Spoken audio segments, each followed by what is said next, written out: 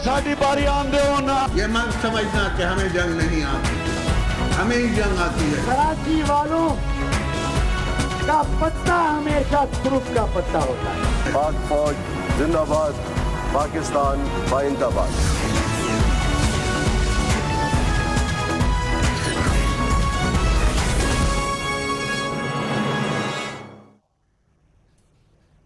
आप देख रहे हैं खबरों, तबसरों और तज्जियात पर मबनी पाकिस्तान का सबसे मोतबर न्यूज शो दुनिया, कामरान खान के साथ। अस्सलाम वालेकुम, मैं हूं कामरान खान। दहशतगर्दी के खिलाफ जंग में पाकिस्तान ने आज एक नई मंजिल अबूर की है। आज जो हुआ है वो इससे पहले कभी नहीं हुआ। हमारी तारीख का एक स्यातरीन दिन है। Army public school Warsak road में 132 बच्चे शहीद हुए। Welcome back to school. पता क्या पूछता है वो किताबों में मिलूंगा मैं, किए माँ से जो मैंने के वादों में। पाकिस्तान मैं आने वाला कल हूँ, वो मुझे क्यों आज मारेगा। ये उसका वहम होगा कि वो ऐसे ख्वाब मारेगा।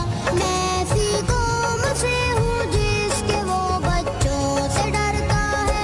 बड़ा दुश्मन बना फिरता है जो बच्चों से लड़ता है। बड़ा दुश्मन बना फिरता है जो बच्चों से लड़ता है। जी हाँ, पाकिस्तान की तारीख में पहली बार हुआ है कि किसी बड़ी दहशतगर्दी के वाक़े के एक साल के अंदर ही मुल्ज़मान की शनाख्त हुई, तफ्तीश की गई, मुकदमा चला और फांसी की सज़ा सुनाई गई और मुल्ज़मान को फांसी चढ़ा दिया गया। ऐसा मुमकिन हुआ है chief of army staff general राहील शरीफ के उस अज़्म और वादे के ज़रिए जो उन्होंने कौम से आर्मी पब्लिक स्कूल में होने वाली बर्बरियत के बाद किया था। जनरल राहील शरीफ ने अपने दो हफ्ते के गैर मुल्की दौरे से वापसी के बाद 2 रोज़ कबल आर्मी पब्लिक स्कूल में मुलव्विस 4 मुल्ज़मान के ब्लैक वारंट्स पर दस्तखत किए थे, जिसके बाद इन चारों दहशतगर्दों को, जिन्होंने हमारे 144 बच्चे बच्चियों को और उनके असातिज़ा को खून में नहलाया था और दहशतगर्दों की मावनत की थी, उन्हें जहन्नम वासिल कर दिया गया है। सानहे पेशावर के दिन 16 दिसंबर 2014 को पाक फौज के सरबराह जनरल राहील शरीफ ने कहा था, इंतहाई दुख और अफसोस के बावजूद अज़ाइम बहुत बुलंद हैं। कातिल दरिंदों का आखिरी हद तक पीछा करेंगे और उनके मुआविनीन को भी सफ़े हस्ती से मिटा देंगे। इंटेलिजेंस एजेंसीज ने चारों मुल्ज़मान को ऑपरेशन के बाद इस साल 12 फरवरी को गिरफ्तार किया था और 1 साल के अंदर आज उन्हें कैफरे किरदार तक पहुंचा दिया गया। आज फौज के ताल्लुकात आमा के महकमे ने कहा कि मुजरिमान का मिलिट्री कोर्ट्स में फेयर ट्रायल किया गया, मुजरिमों को कानूनी मावनत फराहम की गई, मुजरिमों को सजा के खिलाफ अपील का हक दिया गया, सजा देने से कबल तमाम कानूनी तकाजे पूरे हुए। आज जिन दहशतगर्दों को तख्तेदार पर टांगा गया उनमें मौलवी अब्दुल सलाम वल शमसी, जो दहशतगर्दों का मावन और सबसे बड़ा मददगार था, हजरत अली वल अव्वल बाज खान ने दहशतगर्दों की मावली मुआवनत की थी, मुजीबुर रहमान वल गुलाब जान ने हमलावरों को आर्मी पब्लिक स्कूल तक पहुंचाया था, सुहेल उर्फ याहिया वल अताउल्लाह ने जबरूद में दहशतगर्दों की मेजबानी की थी। ISPR के तर्जमान लेफ्टिनेंट जनरल आसिम बाजवा ने दहशतगर्दों की गिरफ्तारी के बाद उनके सानहे आर्मी पब्लिक स्कूल में किरदार के बारे में तफसील से कौम को बताया था। अगर आप लेफ्ट साइड पे देखें तो ये वो ग्रुप है जिसका कमांडर अतीकुर रहमान को लगाया गया। ये अभी पकड़ा जा चुका है। अतीकुर रहमान ने अपना एक फैसिलिटेटर मौलवी अब्दुल सलाम ढूंढा, जो कि इरिगेशन डिपार्टमेंट पेशावर वारसिक रोड पे एक इमाम मस्जिद है, इरिगेशन डिपार्टमेंट से यानी पाकिस्तान की हुकूमत से ये तनख्वाह ले रहा है, इमाम मस्जिद है, जानते बूझते हुए ये इस प्लान का हिस्सा बना। ये जो कमांडर हजरत अली है, ये FR पेशावर का रहने वाला है। इसके ऊपर सरकार ने 2.5 मिलियन की हेड मनी भी रखी हुई है। तो हजरत अली ने इस سارے کام کے لیے فنڈز ریز کیے. یہ اس کے بعد یہ سبیل بھی فیسیلیٹیٹر ہے جس کی ڈیوٹی یہ تھی کہ اس نے اس مرکز سے جہاں پر یہ انہوں نے ٹریننگ لی اور تیار ہوئے سوسائڈ بامبر ان کو ٹرانسپورٹ کرنا تھا یہ مولوی عبدالسلام اور تہکال والے گھر تک. اور ایک مجیب الرحمان عرف علی جس نے جمرود میں یہ 6 کے 6 سوسائڈ بامبرز کو فیسیلیٹیٹر سمیت اپنے گھر میں رکھا 4 راتوں کے لیے, یہ بھی اریسٹ ہو چکا ہے. گزشتہ سال 16 دسمبر کو پاکستان کی تاریخ کے سب سے بربریت والے دہشت گردی کے واقعے کے بعد اور 132 معصوم بچوں سمیت 140 افراد کی شہادت کے بعد ایک 20 نکاتی نیشنل ایکشن پلان تشکیل دیا گیا تھا, جس کا پہلا نکتہ ہی یہ تھا کہ سزا یافتہ دہشت گردوں کی پھانسیوں پر فوری اور زیادہ عمل کیا جائے گا. نیشنل ایکشن پلان کے تحت پارلیمنٹ نے اس سال 6 جنوری کو 21ویں آرمی ترمیم کی اور ایک بل منظور کیا جس کے تحت 2 سال کے لیے ملک بھر میں 9 فوجی عدالتوں کا قیام عمل میں لایا گیا. پنجاب میں 3, خیبر پختونخوا میں 3, سندھ میں 2 اور بلوچستان میں 1 فوجی عدالت قائم کی گئی, جن کے فیصلوں کے تحت اب تک 13 دہشت گردوں کو سزائے موت دی جا چکی ہے, جبکہ دیگر عدالتوں سے 27 دہشت گردوں کو پھانسی کی سزا ہو چکی ہے. لیکن آج پاکستان نے ایک بڑی منزل عبور کی ہے. دہشت گردی کی سب سے بھیانک واردات کے 1 سال کے اندر اس کے اہم ملزمان کو شناخت کیا, ان پر مقدمہ چلایا اور مقدمہ ایک فیئر ٹرائل کیا گیا, ان کو پھانسی کی سزا ہوئی اور ان کی پھانسی کی سزا ان کی اپیل مسترد ہوئی اور آج ان کو پھانسی پہ ٹانگ دیا گیا. لیتے ہیں کمرشل بریک اور اس کے بعد ذکر کریں گے اداروں میں ٹکراؤ اگر ہوتا ہے تو صورتحال خراب ہوتی ہے. ایسی فضا ضرور بن رہی ہے. الیکشن کمیشن آف پاکستان جس کی صدارت سپریم کورٹ آف پاکستان کے سابق نامور جج جناب جسٹس سردار رضا خان کر رہے ہیں اور اعلیٰ عدلیہ کے درمیان حالات مناسب نہیں ہیں اور بدستور ایک ٹینشن جاری ہے. اس کے بارے میں آپ کو بتاتے ہیں چھوٹے سے کمرشل بریک کے بعد. تم سے یہاں نہ سکو گے تم, میں ایسی قوم سے ہوں جس کے وہ بچوں سے.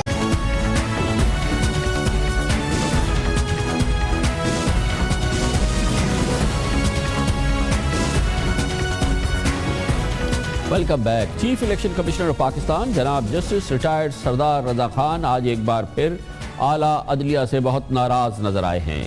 انہوں نے کسان پیکج کے تحت کسانوں کی فی ایکڑ مالی امداد پر ایک بار پھر 5 دسمبر تک عمل درآمد روک دیا ہے.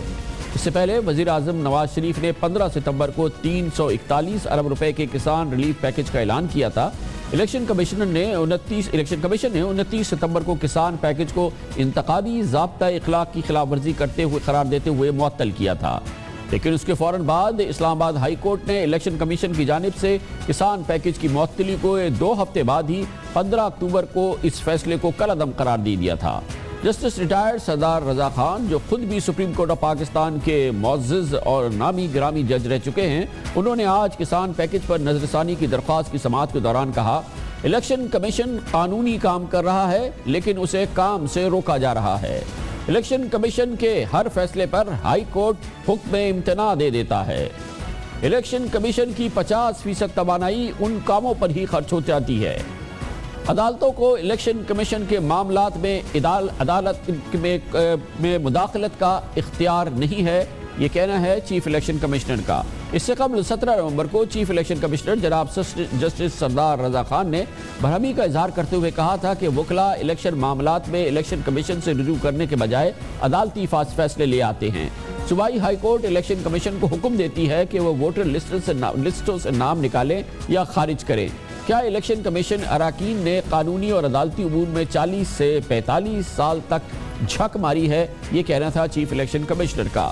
انتخابی فہرستوں سے ووٹرز کے نام نکالنا یا شامل کرنا الیکشن کمیشن کا آئینی اور قانونی اختیار ہے, یہ یاد دلایا تھا جناب جسٹس ریٹائرڈ سردار رضا خان نے. الیکشن کمیشن کا انتخابی ضابطہ اخلاق کہتا ہے کہ اراکین پارلیمنٹ انتخابی مہم میں حصہ نہیں لے سکتے, لیکن سندھ اور پنجاب کے پارلیمنٹیرینز پہلے ہی ضمنی الیکشنز کی مہم چلاتے رہے ہیں اور اب بھرپور طریقے سے بلدیاتی انتخابات میں حصہ لے رہے ہیں, یعنی کہ کیمپیننگ کر رہے ہیں. لاہور ہائی کورٹ نے انتخابی ضابطہ کے اخلاق کے برخلاف اراکین پارلیمنٹ کو ضمنی الیکشن کی انتخابی مہم میں حصہ لینے کی اجازت بھی دے دی ہے اور یہی تمام معاملات ہیں جس کی وجہ سے الیکشن کمیشن آف پاکستان اور chief election commissioner of Pakistan سخت ناراض ہیں، اور اس پورے ماحول میں جنم لیا ہے ایک تشنج نے، ایک تناؤ نے، جو کہ دو اداروں کے، دو کلیدی اداروں یعنی اعلیٰ عدلیہ اور الیکشن کمیشن آف پاکستان کے درمیان نظر آتا ہے۔ اس معاملے پہ بات کرتے ہیں اور اس کے لیے ہم نے دعوت دی ہے سابق چیف جسٹس آف پاکستان جناب جسٹس ریٹائرڈ سعید الزمان صدیقی صاحب کو۔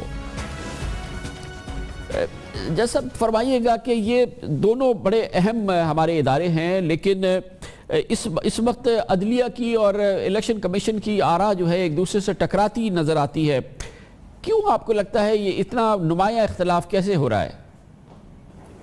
دیکھیے، میں سمجھتا یہ ہوں کہ یہ ذاتی طور پر کوئی ایسے کوئی آپس کے کوئی ریمارکس دیے ہوں گے جس کی وجہ سے یہ تناؤ آپ محسوس کر رہے ہیں، لیکن جہاں تک کہ ورکنگ کا تعلق ہے تو الیکشن کمیشن اور سپریم کورٹ کے دائرہ کار بالکل مختلف ہیں۔ سپریم کورٹ کا دائرہ کار جو ہے وہ بہت وسیع ہے، اور وہ صرف ان تمام اداروں کو جو کسی ایکٹ کے تحت کام کر رہے ہیں وہ ان کی نگرانی کرتا ہے، اور جہاں تک کہ الیکشن کمیشن کا تعلق ہے وہ ایک مخصوص دائرہ کار کے اندر رہتے ہوئے ایک خاص قسم کے ماحول کے اندر وہ اپنے فرائض کو انجام دیتا ہے۔ اب اگر اس کے اندر کوئی فرائض کے بجاوری کے اندر کسی قسم کی کوئی کوتاہی ہوتی ہے تو پھر تو اس کے بعد طریقہ کار جو اس کا وہی ہے، کیونکہ سپریم کورٹ کا جو چیف جسٹس ہوتا ہے وہی نامنیٹ کرتا ہے جب اگر کوئی الیکشن کمیشن کا کوئی آدمی جو ہوتا ہے اس کو بنانا ہوتا ہے، تو وہ اس لیے میں سمجھتا ہوں کہ کوارڈینیشن موجود ہے۔ لیکن جیسا اب اس وقت جو ہم کیفیت دیکھ رہے ہیں، جسٹس سردار رضا خان صاحب بہت ہی کھل کے اس بات پہ اپنی برہمی کا اظہار کر رہے ہیں، دوسری جانب سے ہائی کورٹس جو ہیں وہ الیکشن کمیشن کے معاملات پہ ایک حکم امتناع دے رہے ہیں۔ کیسے اس ماحول کو بہتر بنایا جا سکتا ہے، اس تناؤ کو اس کو تحلیل کریں، اس کو زائل کریں کسی صورت سے، اس کے لیے کیا کرنا چاہیے آپ کے خیال میں؟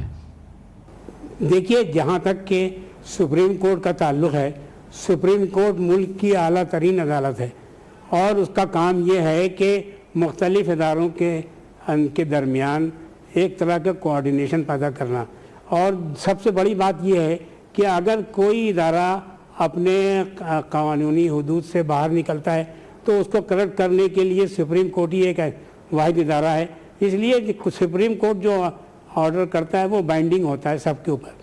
اس لیے میں سمجھتا یہ ہوں کہ الیکشن کمیشن کو اس تناظر میں دیکھنا چاہیے کہ سپریم کورٹ ایک طرح کا ایک شاک آبزرور ہے، یعنی وہ ان کے جو معاملات ہوتے ہیں اگر وہ غلط ہو جائیں تو اس کو صحیح کرنے کا اور کوئی طریقہ نہیں ہے، اس کا صرف ایک ہی طریقہ ہے کہ سپریم کورٹ اس کو طے کر دے، اور جو وہ طے کرے گا وہ بائنڈنگ ہے سب کے اوپر۔ بہت بہت شکریہ جناب سعید الزمان صدیقی۔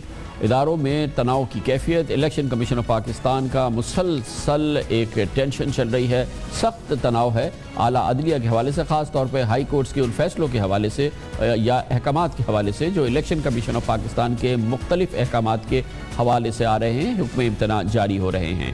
لیتے ہیں کمر سے بریک اور اس کے بعد ذکر کرتے ہیں پاکستان کی حزب اختلاف کی بڑی قومی قیادت، خاص طور پہ عمران خان صاحب کا اس قسم کا رد عمل نہیں آیا، اس انداز کا ان کا انداز نظر نہیں آیا جو کہ ان کا ترہ ہے جب حکومت نے منی بجٹ کا اعلان کیا، یعنی 40 ارب روپے کے نئے ٹیکس عوام پہ نافذ کیے، اور اس بات کا فیصلہ کیا کہ عالمی منڈی میں تیل کی گرتی ہوئی قیمتوں کا فائدہ پاکستان کے عوام کو نہ پہنچے، اور پیٹرولیم مصنوعات کی قیمتیں برقرار رکھی۔ پاکستان کے عوام کے لیے دونوں بہت ہی تکلیف دہ ایکشن تھے جو حکومت نے پچھلے چند دنوں میں لیے ہیں۔ قومی قیادت کا، عمران خان صاحب کا وہ انداز اور وہ برہمی نظر نہیں آئی جو عام طور پہ نظر آتی ہے۔ اس کے بارے میں بات کرتے ہیں چھوٹے سے کمرشل بریک کے بعد۔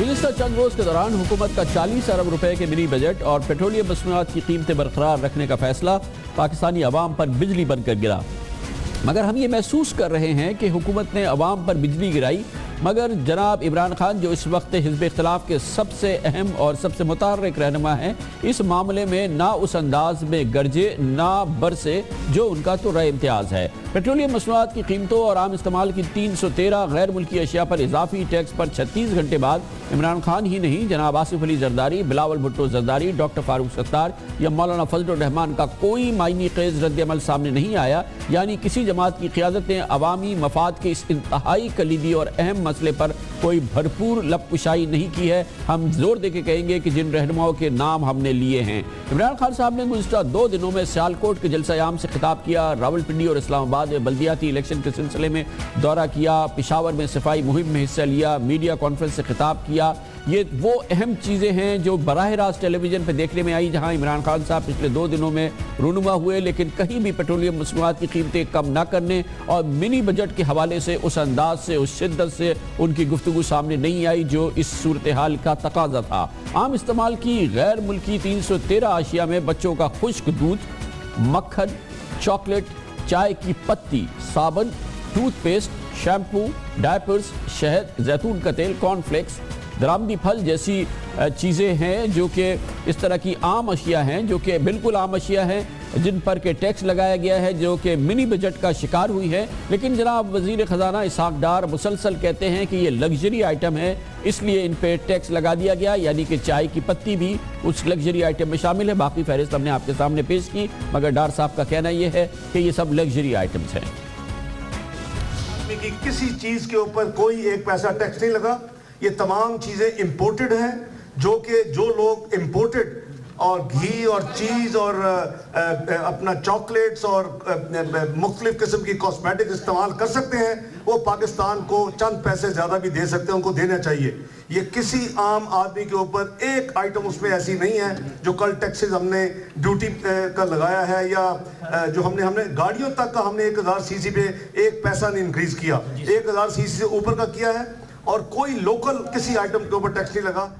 یہ پوری صورتحال منی بجٹ اور پیٹرولیم مصنوعات کی قیمتیں برقرار رکھنے کے فیصلے کے طور پہ کے جواب میں جو حزب اختلاف کی اور یا دوسری سیاسی قیادت ہے وہ اس پہ بھرپور اقدام کر سکتی تھی، لیکن ہم نے رہنماؤں کے آپ نے نام بتائے، آپ کو بتایا جنہوں نے اس معاملے میں کوئی ذکر بھی نہیں کیا ہے، کوئی قابل ذکر بات نہیں کی ہے، جس میں عمران خان بھی شامل ہیں۔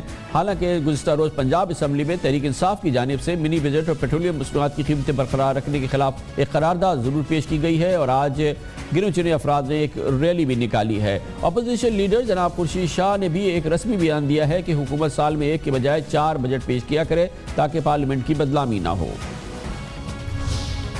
ہسٹوریکل قرضے لیے گئے ہیں، دنیا آپ کو ڈکٹیٹ کر رہی ہے، آپ جو ہے نئی بجٹیں ہر تیسرے مہینے پیش کر رہے ہیں، جس کا میں نے کل بھی ذکر کیا کہ میں نے موشن موو کیا ہے کہ بھائی آپ 4 بجٹ ہر سال پیش کیا کریں، کم سے کم گورنمنٹ کی بدنامی نہ ہو، ہمارے پارلیمنٹ کی بدنامی نہ ہو کہ پارلیمنٹ کو نظر انداز کر کے یہ لوگ بجٹ نئی بجٹ دیتے ہیں، بیٹھ کے خود ایگزیکٹو بجٹ دیتے ہیں اور خود ہی فیصلہ کرتے ہیں۔ تو یہ چیزیں ہیں، اس وجہ سے مہنگائی ہو رہی ہے، ٹیکسز حد سے زیادہ بڑھتی جا رہی ہے اور انڈسٹری ہماری بیٹھی جا رہی ہے۔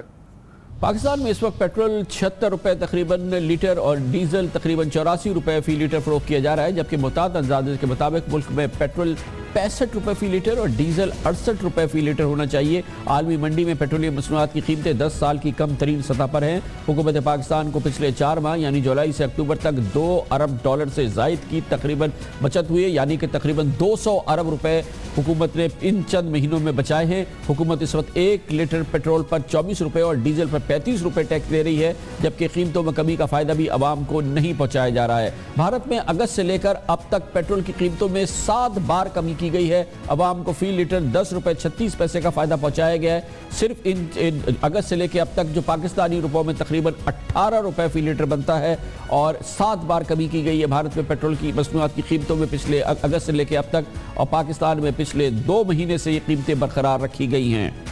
لیتے ہیں کمرشل بریک، اس دوران آپ نیوز ہیڈ لائنز بھی دیکھیں گے اور اس کے بعد ہماری آج کی انتہائی اہم خبریں۔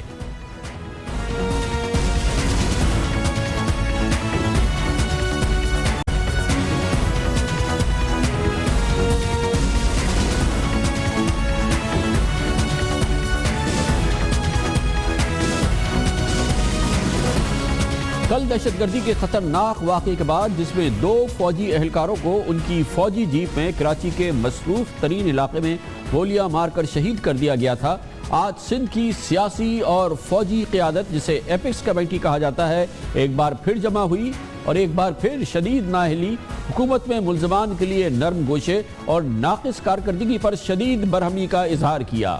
یہ مناظر، یہ گفتگو دہشت گردی کے سنگین واقعات کے بعد ایک معمول کا عمل بن چکی ہے۔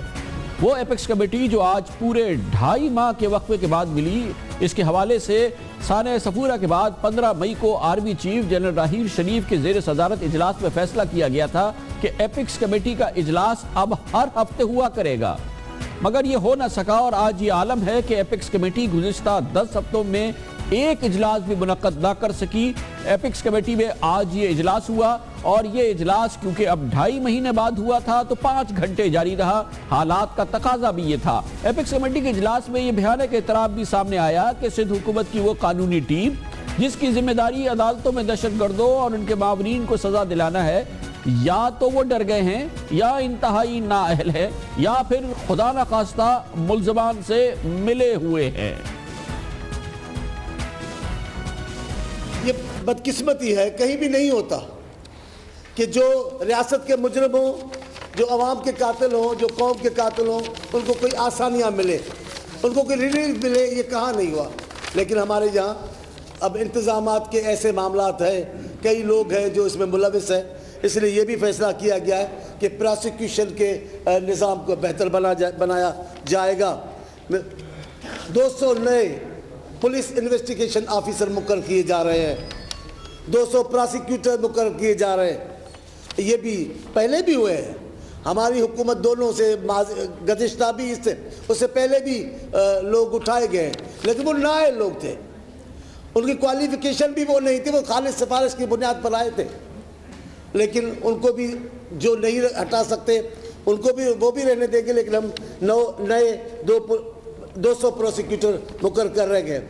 سندھ کے حالات کے بارے میں اگر آپ کی معلومات میں کوئی اضافہ نہیں ہو رہا تو جو صاحب یہ معلومات آپ کو پہنچا رہے ہیں آپ نے ان کو پہلے دیکھا ہوگا، لیکن یہ سندھ کے نئے مشیر اطلاعات ہیں۔ حکومت سندھ نے انہیں اپنا مشیر اطلاعات چند روز قبل مقرر کیا ہے۔ مولا بخش چانڈیو صاحب کا یہ بیان خود حکومت کے لیے ایک چارج شیٹ تھی جو بھی آپ نے سنی۔ یہ کوئی ڈھکی چھپی بات نہیں کہ گزشتہ روز وفاقی وزیر داخلہ چودھری نثار علی خان نے بھی اسی قسم کے تحفظات کا اظہار کیا تھا، یعنی کہ سندھ حکومت کے اندر ملزموں کو سزا دلانے والا جو نظام ہے وہ کس حد تک خراب ہے۔ وقت آ گیا ہے کہ ہم ان لوگوں کی بھی نشاندہی کریں جنہوں نے یا تھرو دیئر انکمپیٹنس غیر ارادی طور پر یا ارادی طور پر یہ ویک انویسٹیگیشن اور ویک پروسیکیوشن کی ہے۔ ہمیں یہ بھی آئیڈینٹیفائی کرنا ہوگا، اور میرا خیال ہے کہ جنہوں نے جان بوجھ کی ہے، میں ان لوگوں کی بات کر رہا ہوں جو انویسٹیگیشن یا پروسیکیوشن میں کے ذمہ دار ہیں، تو پھر کارروائی صرف اثر نو ان ملزموں کے خلاف نہیں ہونی چاہیے بلکہ ان لوگوں کے خلاف بھی ہونی چاہیے، اور ہم اس پہ بڑا سیریسلی سوچ رہے ہیں۔ ظاہر ہے کہ آئندہ 2 3 4 دنوں پہ ان ساری باتوں پہ ہماری ڈسکشن ہوگی۔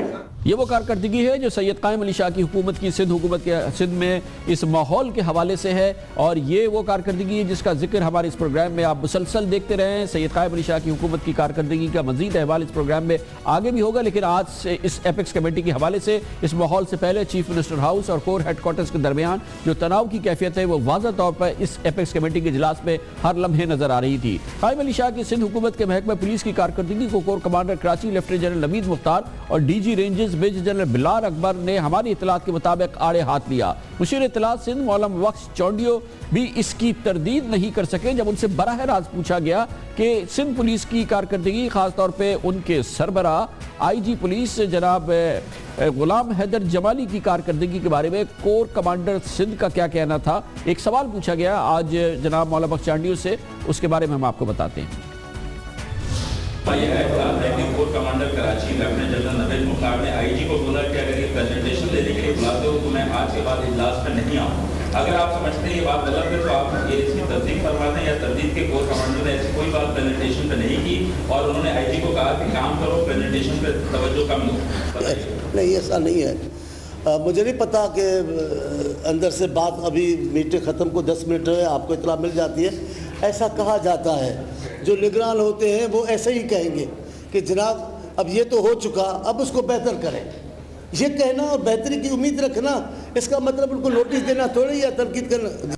बहरहाल सिंध हुकूमत को का दिफा करना का अब जिम्मेदारी जनाब मौला बख्श चांडियों की है, लेकिन आज के इस इजलास के हवाले से जो कि एक भयानक दहशतगर्दी का कल वाक़या हुआ है कराची के मसरूफ़ तरीन इलाके में, 2 फ़ौजी अहलकारों की शहादत और उसके बाद की सूरत हाल, एक जानिब ये तहकीक़ात शुरू हो चुकी है, एक जानिब फ़ौजी हुक्काम अपने मामूल के अंदाज़ में इस गैर मामूली वाक़े की जो तहकीक़ात कर रहे हैं, जो फ़ौजी निज़ाम का हिस्सा है कि आखिर क्यों ये 2 फ़ौजी अहलकार इस मिलिट्री पुलिस की जीप में इस इलाके में गए थे, उसके लिए जो सिक्योरिटी की जो SOPs हैं क्या उसको फॉलो किया गया था, वो क्या मामला था जिसकी वजह से ये 2 अहलकार कराची के इस इलाके में गए थे। ये फ़ौजी निज़ाम का हिस्सा है जिसकी तहकीक़ात भरपूर तरीके से शुरू हो गई है। दूसरी जानिब जैसे कि chief of army staff general राहील शरीफ ने कहा है कि सिक्योरिटी एजेंसीज़, इंटेलिजेंस एजेंसीज़ हर मुमकिन ज़राए को इस्तेमाल करें और उन लोगों को कैफरी किरदार तक पहुँचाएँ जो इस दहशतगर्दी के वाक़े में मुलविस है। इस हवाले से इंटेलिजेंस एजेंसीज़, पुलिस का निज़ाम, रेंजर्स का निज़ाम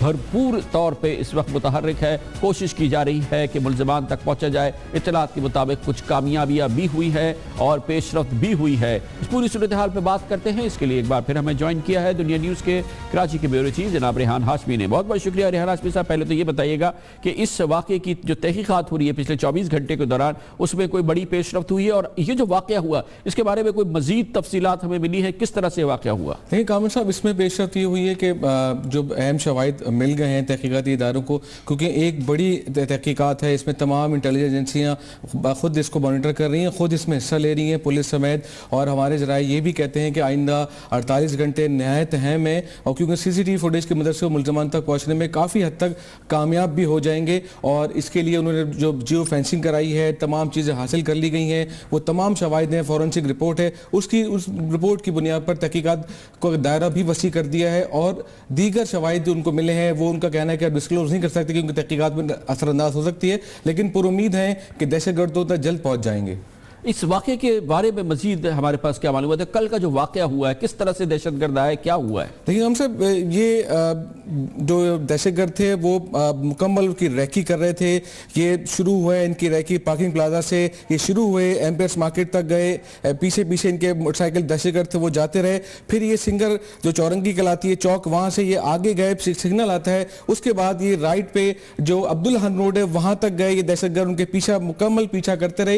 ये तमाम शवाहिद हैं तहकीकाती इदारों के पास। उसके बाद ये सीधा चले गए रैम्बो सेंटर की जानिब जाने के बजाय, बैम्बिनो सिनेमा की जाने के बजाय हाशू सेंटर गए, वहां से फिर ये रोड निकलता है एमबीजे रोड पे, वहां जब जाके जीप रुकी, दहशतगर्दों ने फायरिंग की, 2 जवानों को शहीद किया। उसके बाद ये दहशतगर्द उसी रोड से होते हुए तिब्बत सेंटर से उल्टे हाथ पे मुड़े और फिर रीगल चौक और फिर ये पिल्डी स्ट्रीट तक इनको देखा गया है कि इनकी वापसी किस तरह हुई है। ये तमाम जो रास्ता था तकरीबन 35 मिनट का रास्ता था जो उन्होंने वहां तक इसका सफर किया। वो तमाम शवाहिद हैं जो तहकीकाती इदारों के पास मौजूद हैं कि किस तरह इन्होंने फायरिंग की और किस तरह ये वापस आए। अब आगे की तहकीकात ये कर रहे हैं कि 6 घंटे की फुटेज देखी जा रही है ताकि पता चला सके कौन सी गली में गए थे। ये भी बताएं कि आज जो एपेक्स कमेटी का इजलास हुआ है ये 5 घंटे का इजलास है, तवील तरीन इजलास है जो कि फ़ौजी और सियासी क़यादत का आज मीटिंग हुई है। इसके अंदर और क्या कुछ हुआ है, क्या माहौल था इस पूरे इजलास के दौरान? देखिए बड़ा टेंस माहौल था। रेंजर्स हमेशा ही एपेक्स कमेटी में ये बरमला कहती रही है कि प्रोसिक्यूशन को बेहतर किया जाए। हम कराची में 2 साल से टारगेटेड ऑपरेशन कर रहे हैं, हम दहशतगर्द पकड़ रहे हैं, लेकिन प्रोसिक्यूशन का जो काम है प्रोसिक्यूटर इंतहाई नाअहल है, वो काम नहीं करते, बरमला कहा जाता है। और आज भी ऐसी ही बात हुई जिस पर आपने खुद सुनाया भी कि मौला बख्श चांडियों साहब ने कहा कि हम दोबारा प्रोसिक्यूटर भर्ती कर रहे हैं। इसका मतलब है 2 साल तक जो ये कहती रही रेंजर्स और तहकीकाती इदारे के प्रोसिक्यूशन को ठीक किया जाए, क्योंकि ये इत्तलात हैं और ये रिपोर्ट्स हैं कि ऐसे दहशतगर्द भी पकड़े गए जो जमानतों पर राह हुए हैं। जब उनके बारे में तफ्तीश हुई तो पता चला था कि 6 महीने पहले पकड़े गए थे, क्योंकि protection witness protection bill pay अमल दरामद नहीं हो रहा, उनको प्रोटेक्शन नहीं मिलता, इन्वेस्टिगेशन नाकिस होती है, गवाहों को पेश नहीं करते, 2 तफ्तीश शिकार हैं, इसलिए वो दहशतगर्द छूट जाते हैं। तो उसके अलावा जो IG सिंध की कागजी का भी निशाना बनाया है कि उनका क्या, जैसे आपने खुद कहा, उसके अलावा जो GITs बनी है उस पर तबादला ख्याल हुआ। लेकिन इस एपेक्स कमेटी से इजलास से पहले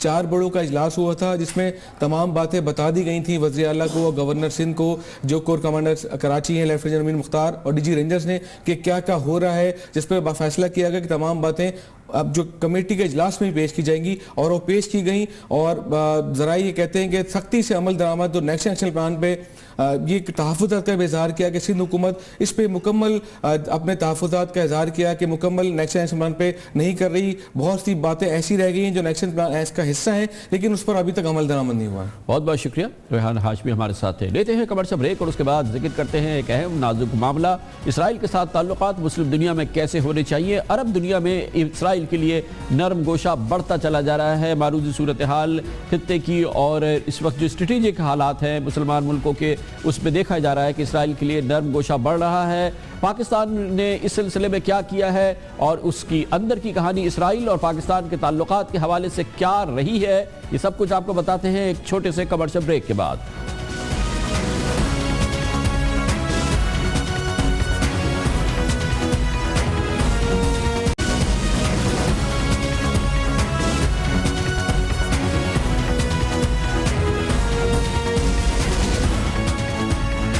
वेलकम बैक। आलमी सियासत की हकीकतें मुसलसल बदलती रहती हैं और इसी तरह का ज़माना है कि जब आलमी सियासत की बड़ी बड़ी हकीकतें करवट बदल रही हैं। मिसाल के तौर पे अब ये हकीकत नहीं रही या इसके आसार साफ नुमाया नज़र आ रहे हैं कि मुस्लिम दुनिया के तमाम मुस्लिम ममालिक का अज़ली दुश्मन इसराइल है और इसराइल का भाई यही रुख था मुस्लिम दुनिया के बारे में। हालात अब बदल रहे हैं और काफ़ी तेज़ी से बदल रहे हैं। इसराइल के अरब दुनिया के साथ ताल्लुकात में बेहतरी की अब खबरें आनी शुरू हो गई हैं। पीर को बरतानिया के मुमताज़ अखबार फाइनेंशियल टाइम्स ने कहा था कि इसराइल मुत्तहिदा अरब इमारात में अपना पहला सरकारी दफ्तर खोल रहा है। इसराइल की वजारत खारजा का कहना है कि अबू धाबी में कायम किए जाने वाला इस सफारती मिशन बैन अल-अक़वामी एनर्जी ऑर्गेनाइजेशन का हिस्सा होगा। उधर मुत्तहिदा अरब इमारात का कहना है कि इस दफ्तर के खुलने से इसराइल के हवाले से उनकी पॉलिसी में कोई तब्दीली नहीं आएगी। ताहम अब से कुछ हफ्ते कबल अरब दुनिया के सबसे अमीर, सबसे अहम बिजनेसमैन और सऊदी शाही खानदान के अहम फर्द शहजादा वलीद बिन तलाल के इस बयान ने तहलका मचा दिया था जब उन्होंने कहा था कि अगर फ़लस्तीन और इसराइल की जंग होगी तो वो इसराइल का साथ देना पसंद करेंगे। कोईती अखबार अल-कुब्स के मुताबिक सऊदी शहजादे वलीद बिन तलाल ने सऊदी हुकूमत पर जोर दिया कि खित्ते में ईरानी मुदाखलत रोकने के लिए इसराइल के साथ दिफाई माहिदा भी किया जाए। वलीद बिन तलाल का यह बयान इसलिए भी बहुत अहम है कि उनका ज़बरदस्त असर रसूख है न सिर्फ ये सऊदी ख़ानदान पे, सऊदी शाही ख़ानदान पे, बल्कि अरब दुनिया की पूरी बिजनेस जो इस फील्ड है, जो सेक्टर है, उसमें वलीद बिन तलाल का एक बहुत अहम और बहुत नुमायां किरदार है। अरब ममालिक और इसराइल काफ़ी अरसे से एक दूसरे के साथ बिलवास्ता ताउन कर रहे हैं, ये खुली हुई हकीकत है। इसराइल खलीजी रियासतों में इससे पहले अपने तिजारती और दूसरे दफातर खोल चुका है, ताहम इसके बाद इन रियासतों के साथ सरकारी ताल्लुकात नहीं रहे। सन 1948 में अरब इसराइल तनाज़े शुरू होने के बाद मुत्तहिदा अरब इमारात की तरह कई अरब रियासतों ने इसराइल को तस्लीम नहीं किया था। खलीजी रियासतें आम तौर पर इसराइलियों को अपने मुल्क में आने की इजाज़त नहीं देती, ताहम उसके खिलाड़ी वहाँ होने वाले बैन अल-अक़वामी मुकाबलों में शिरकत करते नजर आए हैं। हालिया दिनों में ईरान का अमेरिका और दीगर मगरबी ताकतों से जौहरी प्रोग्राम पर जो माहिदा हुआ, इसके बाद अरब रियासतों और इसराइल में कुर्बत बढ़ती जा रही है, ये कहना है खारजा उमूर के मुमताज़ माहिरीन का। क्योंकि इसराइल और अरब ममालिक इस माहिदे की शिद्दत से मुखालफत करते हैं, यानी ईरान के मगरिब के साथ बढ़ते हुए ताल्लुकात की सबसे ज़्यादा मुखालफत इसराइल कर रहा है और अरब दुनिया कर रही है, और दुश्मन एक दूसरे के दोस्त होते हैं। इस तरह से ये ताल्लुकात की एक नई नहज शुरू हो रही है। इसराइली हुक्काम ने हालिया बरसों में सऊदी अरब से भी ताल्लुकात बढ़ाए हैं, जबकि दोनों मुल्कों के हुक्काम की स्विट्ज़रलैंड में भी मुलाकात हुई है और इसकी इत्तलात मीडिया में आई हैं। इसराइल के साबिक वज़ीर आज़म यात्सिक राबीन ने 1994 में और शेमोन परीज ने 1996 में खलीज रियासतों का दौरा किया था, जिसके बाद वहाँ इसराइल के तिजारती दफातर ने काम करना शुरू किया था। ताहम ओमान ने सन 2000 में और कतर ने 2009 में इसराइल के इन दफातर को बंद किया था। बैतुल मक़दस पर कब्जे के बाद से अरब दुनिया समेत इस्लामी ममालिक और इसराइल एक दूसरे का दुश्मन समझे जाते हैं। ताहम इसके बावजूद जॉर्डन यानी उर्दन, मिस्र, اور موریٹینیا اسرائیل کو باقاعدہ تسلیم کرتے ہیں. یہ وہ مسلمان ممالک ہیں جنہوں نے اسرائیل کو باقاعدہ تسلیم کیا ہوا ہے، جس میں جارڈن، مصر اور موریٹینیا شامل ہیں. اس کے علاوہ ٹرکی، مراکش، اومان اور قطر کے اسرائیل کے ساتھ غیر رسمی تعلقات رہے ہیں اور واضح تعلقات رہے ہیں، جس میں ترکی بھی شامل ہے. پاکستان دنیا کے ان چند ممالک میں شامل ہے جہاں اسرائیل کو باقاعدہ آج بھی سفارتی سطح پر بھی دشمن سمجھا جاتا ہے، اور ہمارے پاسپورٹ پر باقاعدہ تحریر ہے کہ یہ پاسپورٹ سوائے اسرائیل کے تمام ممالک کے لیے کارآمد ہے، یعنی کہ آپ صرف اسرائیل نہیں جا سکتے. کہا جاتا ہے کہ سابق ڈکٹیٹر جنرل ضیاء الحق کے دور میں جب افغانستان میں امریکی شدت پسندی سے روس کے خلاف جہاد جاری تھا تو یہ دور مجاہدین کے دور، یعنی کہ مجاہدین کہلانے والے جنگجوؤں کو اصلاح دینے والوں ملکوں میں اسرائیل باقاعدہ شامل تھا، اور اسرائیل اس طرح سے روس مخالف جنگ میں مجاہدین کا حامی تھا. اس طرح جنرل مشرف کے دور میں بھی پاکستان اور اسرائیل کے درمیان غیر رسمی رابطے ہوتے رہے، تاہم عوامی جذبات اور مذہبی جماعتوں کے خوف سے ان رابطوں کو سامنے نہیں لایا گیا. اس کے علاوہ بھی غیر رسمی تعلقات ہوتے رہے.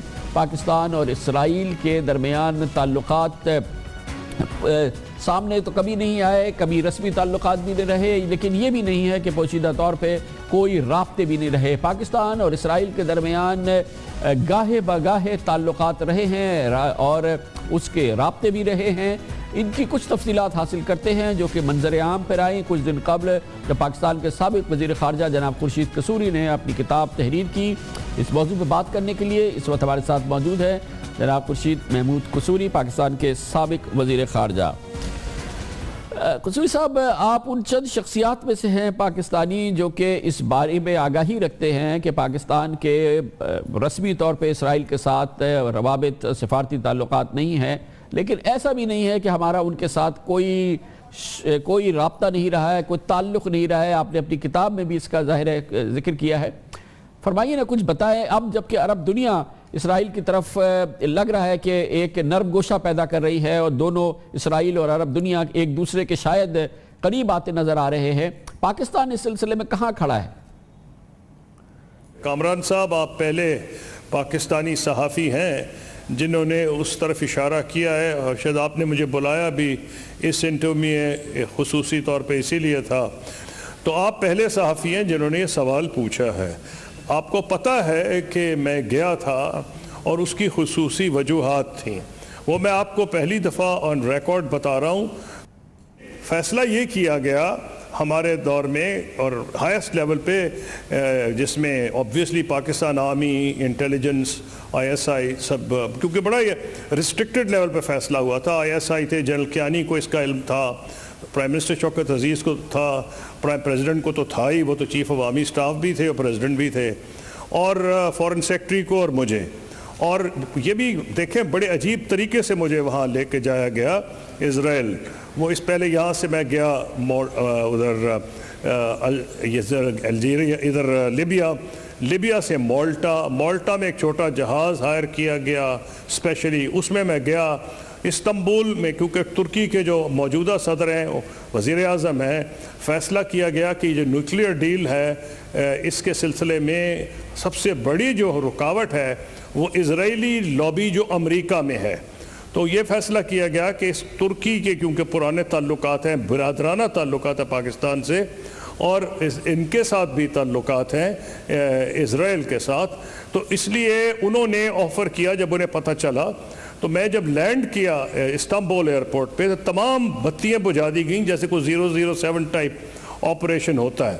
اور ان کے ایک منسٹر چھپ کے آئے مجھے ملنے کے لیے، اور انہوں نے کہا جی ہمیں بھی یہ ڈر ہے کہ یہ پبلک نہ ہو جائے. تو آپ کو اندازہ ہوگا کہ حالانکہ انہوں نے ریکگنائز کیا ہوا تھا ٹرکی نے، لیکن وہ اس میں امپریشن نہیں دینا چاہ رہے تھے کہ وہ کوئی پاکستان کو وہ قریب لا رہے ہیں اسرائیل کے. ہماری اپنی پرابلمز تھے کہ نہ صرف یہ کہ یہ جو معاملہ سول نیوکلیئر ڈیل کا ہو رہا تھا، اور سب سے بڑی لابی جو ہمارے خلاف امریکہ میں تھی وہ اسرائیلی لابی تھی. تو خیال یہ کیا گیا دی ہائیسٹ لیول کہ پاکستان کی جو سیکیورٹی ریکوائرمنٹس ہیں، سلامتی کی جو ریکوائرمنٹس ہیں، وہ یہ ہے کہ ان کو جا کے نیوٹرلائز کیا جائے جو پرو اسرائیلی لابی یونائٹڈ اسٹیٹس میں ہے، تاکہ پاکستان پہ اگر امریکہ کو ڈیل کرے سول نیوکلیئر تو وہ شدید مخالفت نہ کریں۔ تو لب لباب یہ تھا کہ اسرائیل بہت کچھ آفر کرنے کو تیار تھا پاکستان کو۔ انہوں نے ہمیں کہا کہ ہم تو ایک ڈیزرٹ تھے، ہم آپ کے ڈیزرٹس کو بھی بلوم کرا دیں گے، لیٹسٹ ایگریکلچر ٹیکنالوجی دیں گے۔ پھر جو ہائی ٹیکنالوجی ہے وہ سائنٹسٹ سمجھتے ہیں اسے بہت لیٹسٹ ٹیکنالوجی، نینو ٹیکنالوجی اور بھی جو بالکل لیٹسٹ ٹیکنالوجی دینے کو تیار تھے۔ ہمارا مسئلہ یہ تھا جو آپ کامران صاحب پوچھ رہے تھے کہ ہم نے کیوں اس میں پس و پیش کی، کیوں تعلقات بڑھانے آگے نہیں گئے۔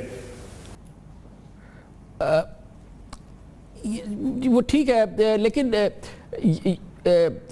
قصوری صاحب اس وقت عرب دنیا جو ہے وہ کافی اسرائیل کی طرف آگے بڑھ رہی ہے، اور آپ نے دیکھا کہ یہ اس میں بڑی سیریس ڈیولپمنٹس ہو رہی ہیں۔ یہ کیا ایک باقاعدہ پالیسی شفٹ ہے جو ہم مسلم ورلڈ کی دیکھ رہے ہیں اسرائیل کی طرف؟ پہلی بات تو یہ ہے کہ کھلا عرب ممالک بھی ہاتھ نہیں بڑھا رہے۔ آپ کا اشارہ شاید ہے وہ جو ایک آفس ہے انٹرنیشنل سولر ایجنسی کا وہاں کھلا ہے ابو دھابی میں، اور وہاں انہوں نے ایک دفتر کھولا ہے۔ تو ایک تو یہ ڈپلومیٹک ریلیشنز تو نہیں ہے، لیکن آپ کا سوال جو ہے اس کا بہرحال اس کا وزن ہے۔ اس کا مطلب یہ ہے کہ جنبش ہو رہی ہے، لیکن یہ جنبش پہلی مرتبہ نہیں ہو رہی۔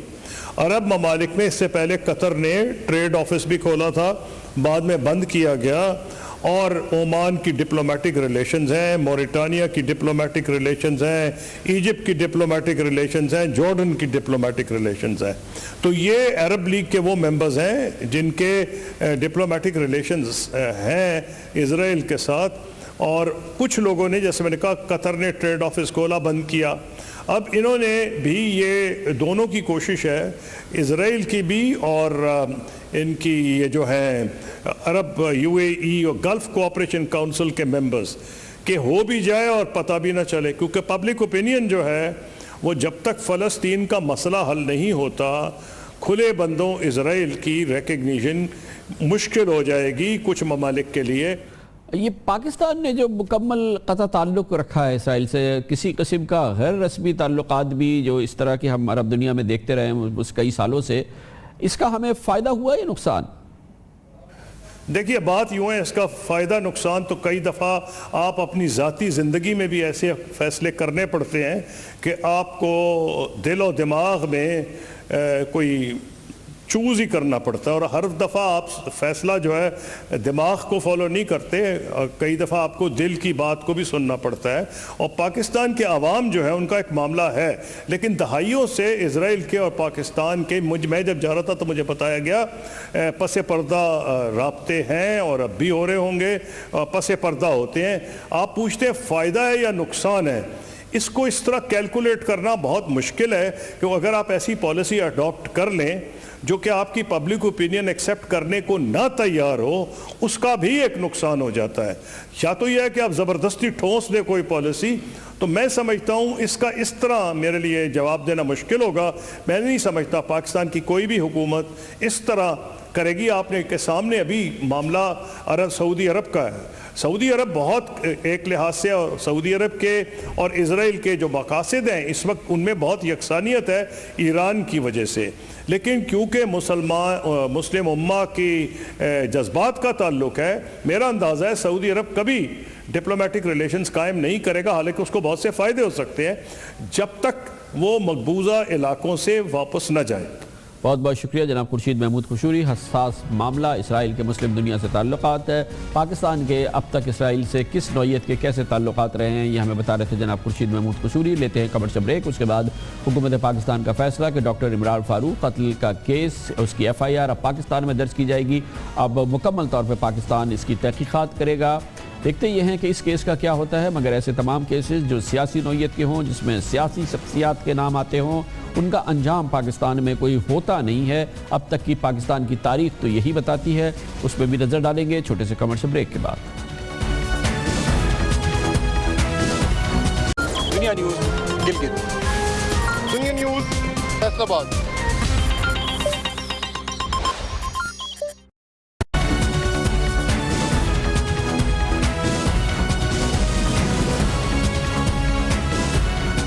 کل وفاقی وزیر داخلہ چودھری نثار نے 16 ستمبر 2010 کو ڈاکٹر عمران فاروق کے لندن میں قتل کے FIR پاکستان میں درج کرنے کا اعلان کیا تھا۔ عمران فاروق قتل کیس سے منسلک 5 ملزمان محسن علی، خالد شمیم، معظم علی پاکستان میں زیر حراست ہے۔ افتخار حسین لندن میں ضمانت پر ہے جبکہ کاشف کامران اب زندہ نہیں ہے۔ عمران فاروق قتل کیس کی FIR پاکستان میں درج کرنے سے بعد نظر میں ایسا لگتا ہے کہ اس کیس میں کسی ہائی پروفائل شخصیت کو لندن سے تفتیش کے لیے پاکستان لایا جا سکتا ہے، یا یہ کہ متحدہ قومی موومنٹ کی لندن میں موجود کسی قائد کو، کسی اہم شخصیت کو اس کیس میں ملزم بنایا جا سکتا ہے۔ یہ بہرحال ابھی فی الحال ہی خیال ہے، لیکن یہ بھی اپنی جگہ حقیقت ہے کہ پاکستان کے پہلے وزیر اعظم لیاقت علی خان کی شہادت سے لے کے ملک کی پہلی خاتون وزیر اعظم محترمہ بے نظیر بھٹو کے قتل کیس تک مقدمے تو درج ہوئے، لیکن نتائج ہم سب کو معلوم ہے۔ پیپلز پارٹی کے 5 سالہ دور میں حکومت میں بی بی شہید کے قتل کا مقدمہ منطقی انجام تک نہیں پہنچ سکا۔ تحقیقات کے لیے اقوام متحدہ کی ٹیمیں آئیں، اسکاٹ لینڈ یارڈ نے بھی تفتیش کی، لیکن معاملہ اب بھی گواہوں کے بیانات سے آگے نہیں چل پایا ہے۔ اس سے قبل بے نظیر بھٹو ہی کے دوسری دور وزارت عظمیٰ میں 20 ستمبر 1996 کو ان کے بھائی میر مرتضی بھٹو ایک بینہ پولیس مقابلے میں جاں بحق ہو گئے تھے۔ اس وقت کے وزیر اعلیٰ سندھ عبداللہ شاہ، سابق IG سندھ شعیب سڈل، واجد درانی اور 18 افسران اس مقدمے میں باقاعدہ نامزد کیے گئے تھے۔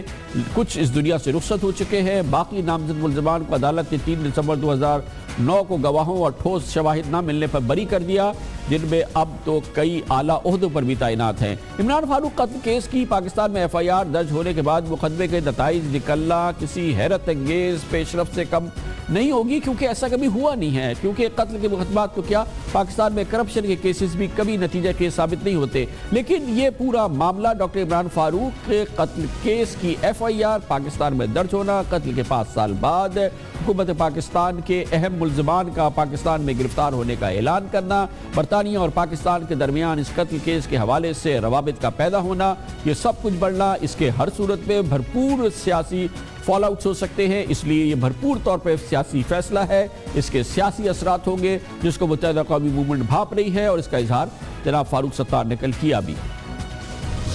صاحب کو پریس کانفرنس کر کے صحافیوں کو فیس کرنا چاہیے اور انہیں بتانا چاہیے کہ پہلے تو وہ کہہ رہے تھے کہ ہم اسے برطانیہ کی حکومت اور اسکاٹ لینڈ یارڈ کے حوالے کر رہے ہیں، تو اب کیوں نہیں کر رہے؟ خود یہ بتائیے کہ برطانیہ کی سرزمین پر ایک مرڈر ہو اور اس کی FIR آپ پاکستان میں یا کراچی میں کہیں کاٹ کر کیسے انصاف کے تقاضوں کو پورا کریں گے؟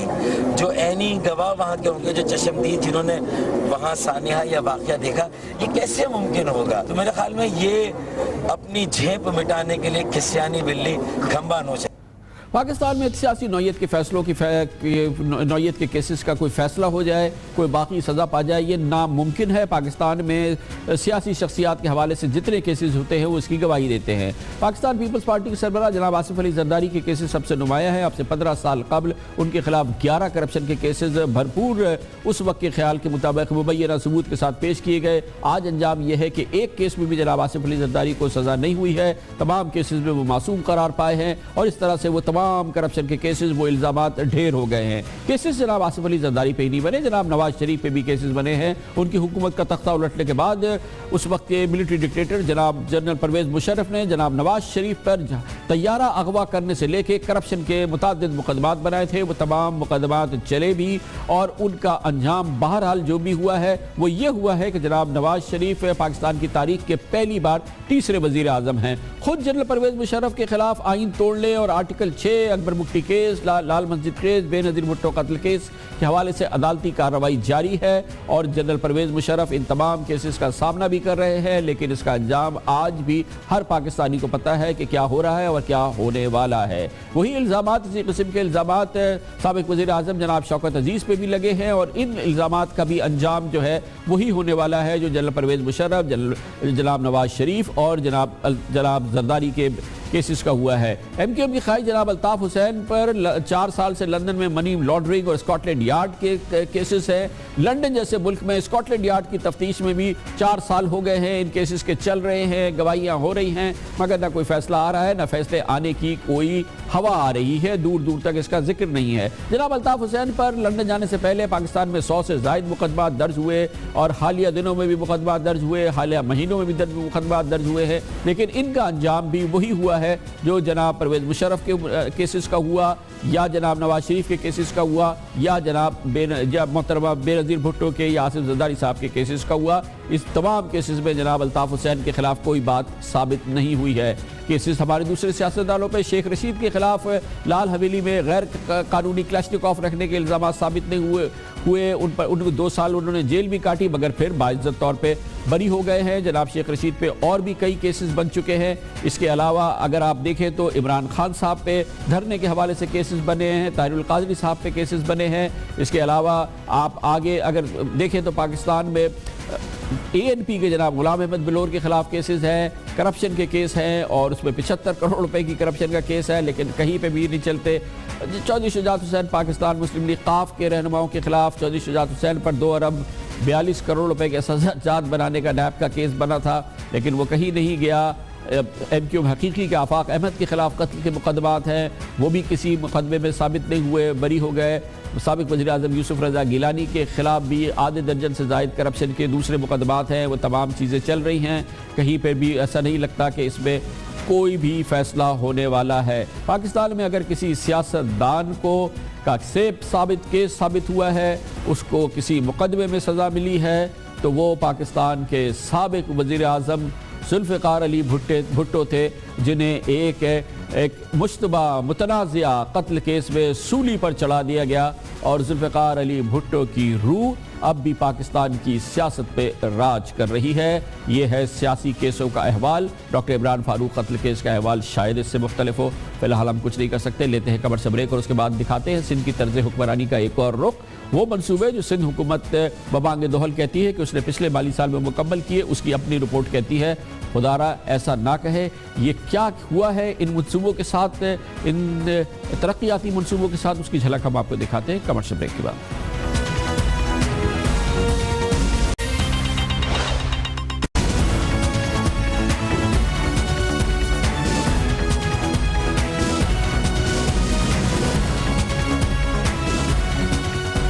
सिंध में हुकूमत और तर्ज हुक्मरानी की एक और बदतरीन मिसाल सामने आई है। खुद सिंध हुकूमत के रिकॉर्ड से हमारी कोशिश ये होती है कि मजबूत और मुसद्दिका रिकॉर्ड आपके सामने पेश करें, और सिंध में तरक्याती मंसूबे किस अंदाज से चल रहे हैं, इसका भाड़ा खुद महकमा मनसूबाबंदी तरक्की हुकूमत सिंध ने फोड़ा है, जिसने कहा है कि गुज़िश्ता माली साल के दौरान 318 तरक्याती मंसूबे मुकम्मल करने के सिंध हुकूमत के दावे गलत हैं।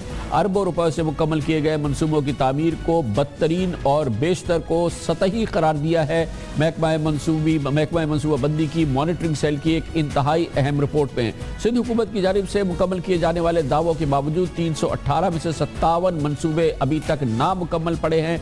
कराची समेत सूबे सिंध के दीगर इलाकों में बिजली की फराहमी के 90 करोड़ रुपए का लागत का विलेज इलेक्ट्रिफिकेशन मंसूबा इस वक्त मेयार के लिहाज से बदतरीन करार पाया है। खुद हुकूमत सिंध की रिपोर्ट में लाड़काना में ग्लिप्सी माइनर्स और रेगुलेटर्स की तामीर और टंडो मोहम्मद खान के पुल की तामीर को बदतरीन करार दिया है। इसी रिपोर्ट ने मलीर हॉल्ट फ्लाईओवर, ओझा टीबी सैनिटोरियम और उसके अस्पताल की बहाली, 4 यूनियन काउंसिल में सेवरेज लाइनों की मंसूबे के दावों को बिल्कुल गलत करार दिया है। खुद हुकूमत सिंध की इस रिपोर्ट में इसके बारे में हम मज़ीद बताते हैं एक तफसीली रिपोर्ट में, जो हमारे लिए हमारे नुमाइंदे खुसूसी इख्तियार खोकर ने तरतीब दी।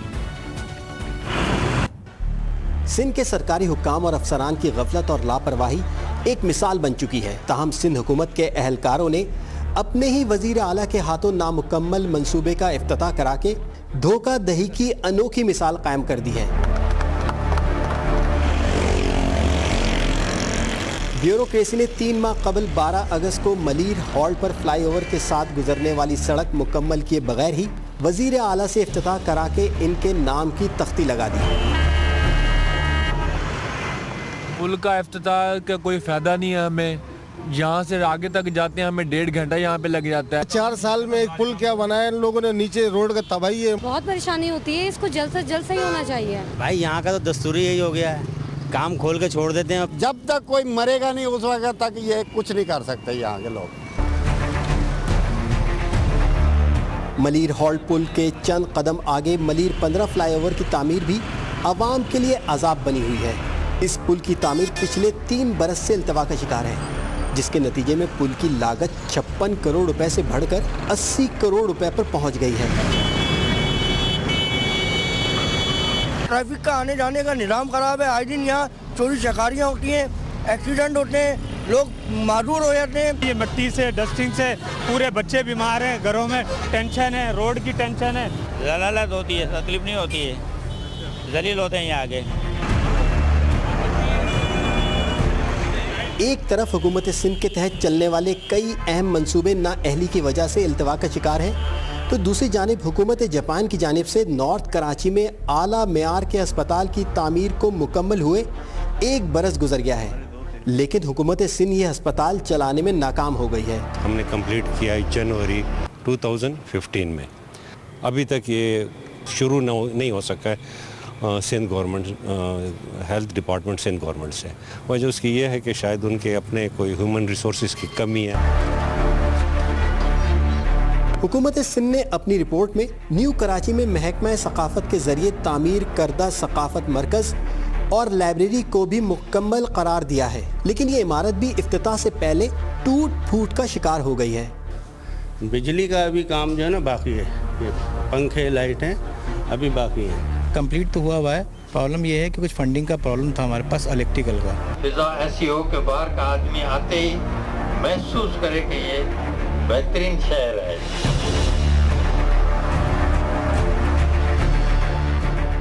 हुकूमत सिंध की जानिब से खरबों रुपए लागत के तरक्याती मंसूबों के समरात आवाम तक पहुँचाने के दावे तो तसलसल के साथ किए जा रहे हैं, लेकिन ज़मीनी हक़ाइक़ हुकूमती नाअहली और करप्शन की खुली तस्वीर पेश करते हैं। इस नाअहली और इस कारकर्दगी की मज़ीद तफसीलात हासिल करते हैं। इख्तियार खोकर हमारे साथ मौजूद हैं। इख्तियार खोकर, ये बताइएगा कि ये तो ख़ुद हुकूमत सिंध की रिपोर्ट है और अब वज़ीर आला के सामने है, पूरी हुकूमत सिंध के सामने है, इस पर रद्द-ए-अमल क्या है? क्योंकि ये तो ख़ुद अपनी रिपोर्ट पे क्या कह रहे हैं ये लोग? जी कामरान साहब, ये जो रिपोर्ट है ये तरीक़ेकार ये होता है और ये सालों से यही होता आ रहा है कि मॉनिटरिंग सेल और मनसूबा बंदी जो रिपोर्ट बनाती है वो महकमों को भेजी दी जाती है, जो मुतल्लिका महकमे होते हैं उनसे जवाब तलब किया जाता है कि आप बताएं कि ये जो मंसूबे अगर मुकम्मल नहीं हुए या नाकिस मंसूबे हैं तो आपका इस पर क्या मौक़िफ़ है। होता ये है कि महकमे वो रिपोर्ट्स अपने पास रख देते हैं और हर साल ऐसा होता है कि उस रिपोर्ट पे कोई कार्रवाई नहीं होती और इसी तरह पिछले कई सालों से और कई रिपोर्ट्स इस तरह डंप हो गई हैं और उस पर कोई कार्रवाई नहीं होती। आप ये जो मंसूबे हैं 318 मंसूबे, इनकी लागत तकरीबन 60 अरब रुपए है और ये तमाम मंसूबे नाकिस हैं या मुकम्मल नहीं हुए या बदतरीन हैं। इस तरह पिछले 7 बरस में हुकूमत सिंध का दावा है कि 700 अरब रुपए के मंसूबे बनाए गए हैं और पूरे 700 अरब रुपए ज़मीन पे कुछ नज़र नहीं आता, सिर्फ धूल और मिट्टी नज़र आती है। उसका नतीजा यही है कि या तो रिपोर्ट बनती है उसमें कार्रवाई नहीं होती और मंसूबे सिर्फ कागज़ों में बनते हैं और उसके अलावा अगर बनते हैं तो अधूरे होते हैं या नाकिस होते हैं। बहुत बहुत शुक्रिया इख्तियार खोकर। 700 अरब रुपए के पिछले 7 साल में मंसूबे। बिलावल भुट्टो जरदारी एक कमेटी तश्कील दें, हुकूमत सिंध को लें, कायम अली शाह को लें, 700 अरब रुपए के मंसूबे देख लें कि इससे हुकूमत का कितनी शक्ल बदली। 700 अरब रुपए। लेते हैं कमर से ब्रेक और उसके बाद जिक्र करेंगे मईशत शदीद बहरान का शिकार है और कारोबार नहीं हो रहा, लेकिन चांदी हुई है पाकिस्तान के कौमी बैंकों की। शुक्रिया वो अदा कर रहे हैं हुकूमत पाकिस्तान का, वजारत ख़जाना का, जिन्होंने कि ये मुमकिन बनाया। बैंकों के प्रॉफिट्स आसमान को छू रहे हैं, कैसे बताएंगे कमर्शियल ब्रेक के बाद।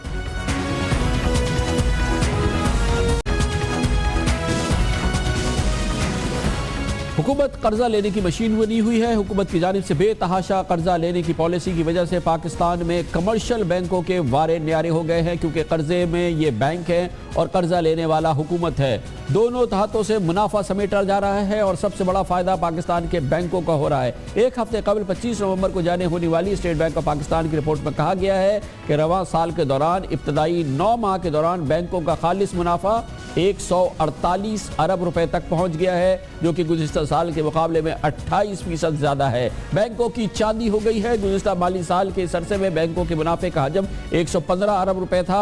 हुकूमती कर्जे बढ़ने से बैंकों का मुनाफा बेहतर हुआ है, यानी हुकूमत कर्जे ले और बैंकों से ले और बैंकों को इन कर्जों से जबरदस्त फायदा हो। शरह सूद में कमी से खातेदारों को कम मुनाफा दिया जा रहा है। बैंकों को एक जानिब ये फायदा है क्योंकि शरह सूद कम हो गई है, डिपॉजिटर्स को जिनके बैंक में डिपॉजिट्स है उनको मुनाफा कम दिया जा रहा है, और इस से भी बैंकों का कारोबार चमक रहा है। इस साल मुल्क में काम करने वाले 30 बैंकों ने मुनाफा जाहिर किया, जबकि सिर्फ 6 बैंकों ने बैलेंस शीट में नुकसान जाहिर किया है। कमर्शियल बैंक खातेदारों की रकूम को किसी भी रिस्क में पड़े बगैर हुकूमत को बतौर कर्जा देते हैं, कोई रिस्क नहीं है और उन्हें इसका भारी मुनाफा मिलता है क्योंकि कर्जा हुकूमत पाकिस्तान को देते हैं। एक तरफ हुकूमत बजट खसारा पूरा करने के लिए बैंकों से कर्ज पे कर्ज ले रही है, दूसरी तरफ निजी शोबे में कर्ज लेने की शरह कम से कम होती जा रही है, यानी कि जिन्हें कारोबार करना है वो बैंकों में जा नहीं रही, कर्जा नहीं ले रहे, और जिसकी वजह से निजी शोबे में सरमायाकारी ड्रामाई हद तक कम हो रही है, बैंकों से कर्जे लेने की शरह कम हो रही है। इस पूरे मामले में बात करते हैं, इसके लिए हमें ज्वाइन किया जनाब डॉक्टर अशफाक हसन खान ने,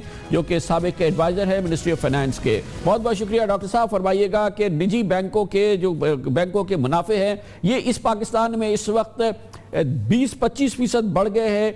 148 अरब रुपए इन्होंने 9 महीने में मुनाफा कमाया है। हुकूमत को कर्जे दे रहे हैं, हुकूमत कर्जे ले रही है, इस पे आप कुछ बताएं ना हमें। देखें, ये इसलिए हो रहा है कि गवर्नमेंट जो है वो एक डेस्परेट बोरोवर की तरह इमर्ज होकर आई है। चूँकि हमारे बजट का खसारा काफ़ी ज़्यादा बढ़ रहा है, रिसोर्सेज मोबिलाइज नहीं हो पा रहे हैं, एक्सपेंडिचर हमारे उसी तरीके से हो रहे जो हुकूमत वक्त चाहती है कि हो, तो लिहाजा ये गैप बढ़ता चला जा रहा है। और इस गैप को फाइनेंस करने के लिए हमें डोमेस्टिक सोर्सेज से बोरो कर रहे हैं, और कमर्शियल बैंक जो है has emerge as a main source of government borrowing. पिछले साल आपने देखा कि तकरीबन 1.4 ट्रिलियन से ज़्यादा, यानी 1400 अरब से ज़्यादा गवर्नमेंट ने बोरो किया कमर्शियल बैंकों से, जबकि प्राइवेट सेक्टर को कोई लोन नहीं मिल रहा है। तो उसके दो चीज़ें हो रही है। इकोनॉमिक्स ज़बान में हम जिसको कहते हैं ना कि क्राउडिंग आउट इफेक्ट है, this is crowding out effect, क्योंकि सारा पैसा गवर्नमेंट लिए चली जा रही है, कमर्शियल बैंक से प्राइवेट सेक्टर को नहीं मिल रहा है, तो इसलिए वो अपने बिजनेस को भी एक्सपैंड नहीं कर रहा है, उसके इन्वेस्टमेंट में भी इजाफा नहीं हो रहा है, इसलिए इकोनॉमिक ग्रोथ भी इसीलिए स्लो। तो डॉक्टर साहब, स्टेट बैंक ऑफ पाकिस्तान तमाशा ही है इस पूरे मामले में, यही तो जगह है स्टेट बैंक को काम करना चाहिए। देखें, बात यह है कि state bank as a regulator, इसलिए दुनिया में कहा जाता है कि इसको ऑटोनोमस होना चाहिए, लेकिन हमारे यहाँ स्टेट बैंक ऑटोनोमस तो नहीं है। हम सबको पता है कि शायद कागज़ पे हो जाए, लेकिन इफ़ेक्टिवली ऑटोनोमस नहीं है। जो उसे कहा जा रहा है वो कर रहे हैं।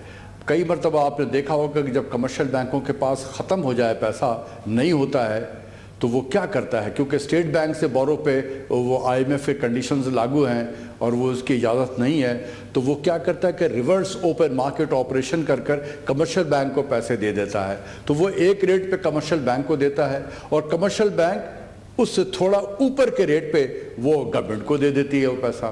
तो ये जो डिफरेंस है ये उनका प्योर प्रॉफिट है, ना इसमें कुछ बैंक के डिपॉजिट मोबिलाइज करने की ज़रूरत होती है, कुछ भी नहीं होती है। सिर्फ वो state bank reverse open market operation करके कमर्शियल बैंक को देता है और कमर्शियल बैंक उसको जो है वो। बहुत शुक्रिया, बहुत अच्छा एक्सप्लेन किया डॉक्टर साहब ने। इसके साथ ही हमारे आज के प्रोग्राम का इख्तिताम होता है। कल आपसे फिर मुलाकात होगी। कल तक के लिए कामरान खान को इजाज़त। अल्लाह हाफ़िज़ नासिर।